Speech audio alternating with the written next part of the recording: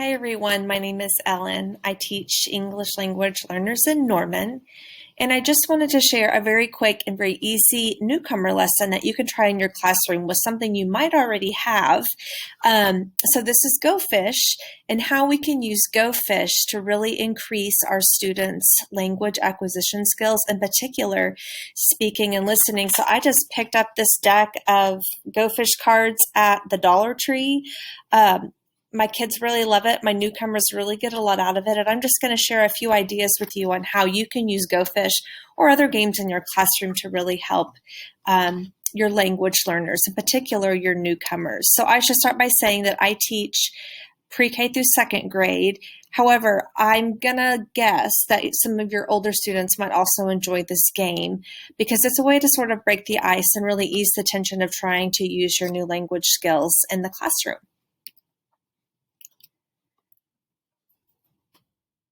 So again, just use what you have. I picked this out of my game drawer. It's our Go Fish deck. We play it all the time. I think that your kids will enjoy this, and I think you have other card games in your room or other activities that you can turn into learning opportunities and teachable moments. And I use Go Fish to build background knowledge and to increase listening and speaking proficiency in my kiddos. One way that you can start this game out is, again, using opportunities to build background knowledge. Asking your kids, have you ever been fishing? What did you use when you went fishing? A fishing pole, a boat? Did you sit in a chair? Building vocabulary and really talking about their experiences so they can connect that to what you're about to do.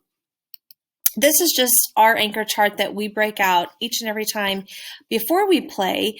This just helps us with preparing to play, reinforcing some of the vocabulary, talking about different punctuation marks. You can see here we have question marks, exclamation marks, periods. We review our number words. My kids like the little pointy stick. You may have one of these in your classroom to really work together and read this interactively before we start. We keep this up as an anchor chart in our game center. So students have access to this before we play, while we play, after we play.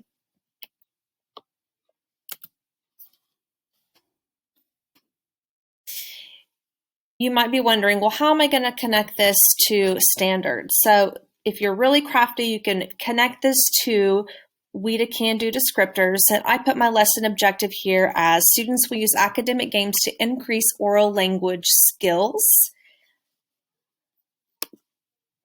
And what can you really pinpoint here as far as the we to can do descriptors? This happens to be second and third grade oral language skills. Again, you can extend this to older students. You can also adapt it to make it more accessible to younger students. But I listed listening here. Students can recognize how different intonation convey different meanings. And I'm going to give you an example of that in just a moment. And students can also ask questions in a collaborative group. And so what we want to have our students try out is changing the tone in their voice when they ask a question. So we practice this in our interactive reading. So for example, you might really stress the question part of this sentence. Miss Kraft, do you have a 3? And really making a note or a point to make sure the students hear that change in your voice as you ask a question. And then you can practice using a declarative sentence. Yes, I have a 3. Something that I always make sure that we do when we play this game is I have students call each other by their names. I think this is important for students to learn each other's names. Asking, how do you want your name to be said? Teach me how to say your name. We have some different lessons here on the platform that really talk about the importance of names. So this is something that we practice the first couple of times we play, because I want for students to, 1, know each other's names, 2, get in the practice of addressing someone by their name. Lourdes, do you have an 11? Is it, again, we're really stressing the question part of that sentence. No, I don't have an 11. And then this is their favorite part. Go fish. We want to say it with excitement and really make sure that we're changing the tone of our voice when we say that. Go fish. It's the most exciting part of the game. And I've also included here just a couple of extension ideas that I find useful. Many of my kindergartners and maybe some of my first graders even are working on number sense.